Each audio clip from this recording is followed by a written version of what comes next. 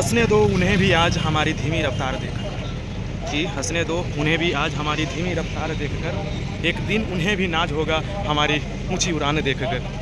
तो नमस्ते, नमस्कार, सत श्री अकाल। मैं हूं आपका भाई Sanjay Prasad, YouTube channel AAP blog के माध्यम से।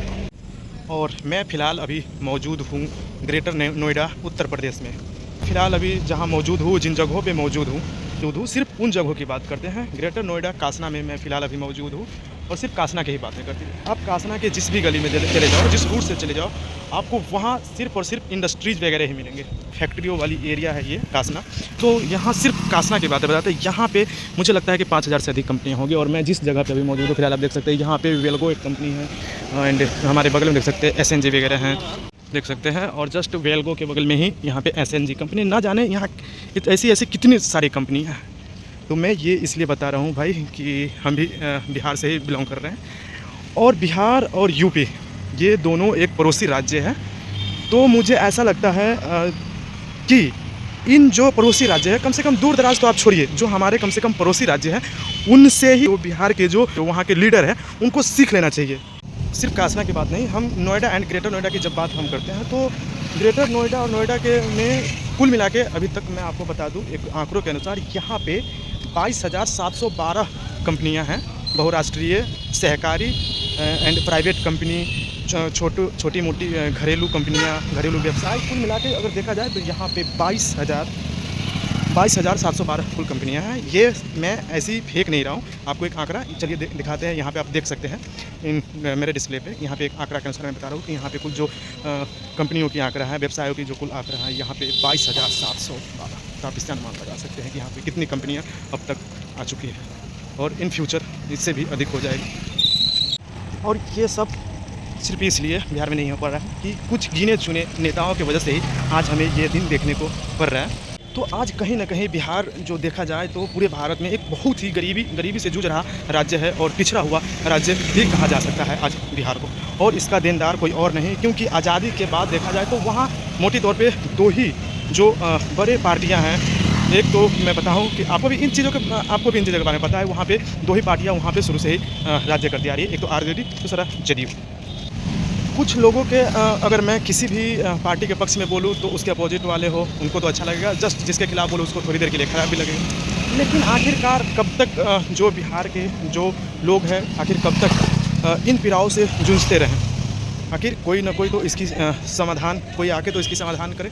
मैं चाहता हूँ कि आज बिहार को जातिवाद से उठ करके एक विकास के मुद्दे पे बात करने वाले जो भी हमारे पास आए, जो विकास के मुद्दों को लेकर के जो जनहित में कार्य करे, मैं तो सोचता हूँ कि आज हमें उनको साथ देना चाहिए, चाहे आपकी नज़र में जो भी हो। मैं ये ना कहता कि आप, मैं किसी पार्टी का मैं ये नहीं सपोर्ट नहीं करता। आप खुद ही सोचो और खुद ही समझो इन चीज़ों के बारे में कि आखिर बिहार को क्या चाहिए और किससे उम्मीद लगाया जा सकता है। आपने RJD भी देखा, आपने JDU को भी देखा। तो ज़रूरी है, सबसे पहली बात ये कि विकास के लिए चेंजिंग जो बोलते हैं ना, बहुत ज़रूरी होता है। तो चेंज करना बहुत ज़रूरी है। इसीलिए आप खुद ही सोचें कि हम कौन सी पार्टियाँ को यहाँ लाएँ। अभी हमारे पास ऑप्शन भी है, देख सकते हैं। अभी खैर 3 पार्टियाँ हो चुकी है। वैसे तो पार्टी बहुत सारी है, लेकिन अभी लोगों के सामने ज़्यादातर 3 पार्टियाँ अभी दिख रही होगी। एक RJD, JDU, और तीसरी एक अभी आ रही है जन स्वराज पार्टी। तो आप इनमें आप ही इन विकल्पों को सिलेक्ट करें, चूज करें, और आप ही बताएं कि हमारे लिए, हमारे बिहार के लिए, बिहार के लोगों के लिए आखिरकार कौन ज़्यादातर कारगर हो। हम उनको ही सपोर्ट करें, और सब लोग मिलके हम एक नारा लगाएं, एक सुर में आवाज़ उठाएं, जय बिहार। और जो विकास के लिए काम करेगा, जो विकास के हित में आवाज़ उठाएगा, हम उसका सहयोग करने का काम करेंगे। देखिए, मैं आपको एक चीज़ बता दूं कि मैं ना तो RJD से खपा हूँ, ना मैं लालू जी से खपा हूँ, ना मैं नीतीश जी से खपा हूँ। नीतीश जी भी काम किए, लालू जी भी काम किए। लालू जी ने जो तानाशाही वगैरह था उनको ख़त्म किया, लेकिन इन चीज़ों के लिए उन्होंने, देखो, समय सबसे बड़ी चीज़ है कि उन्होंने समय कितना लिया। 15 साल रहकर सिर्फ इतना कर सके, और उससे क्या, हम कितना दिन उसी चीज़ को घसे पीटे और रट्टा मारे। भाई मुझे अब उससे अलग भी तो है, मुझे विकास कैसे चाहिए, हमारा घर कैसे चलेगा, हमारा परिवार कैसे चलेगा, आखिरकार ये भी तो सोचना हमें।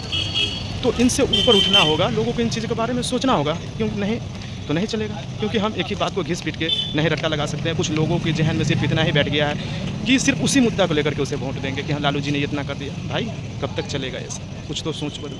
और आगे बात करते हैं नीतीश जी का। नीतीश जी भी ने काम किया, जब 15 साल जैसे ही ये हुआ, और आई जब नीतीश कुमार की सरकार, तो मैं ये नहीं कहता कि नीतीश कुमार ने कुछ नहीं किया। नीतीश कुमार जी ने भी बिहार के लिए बहुत किया, लेकिन समय 20 साल, बस 20 साल में इतना किया कि उन्होंने रोड बनवाया, उन्होंने बिजलियाँ घर तक लाए, बस हो गया। 20 साल में इतना ही होना था बिहार के लिए भाई, इससे आगे भी तो कुछ हो सकता है।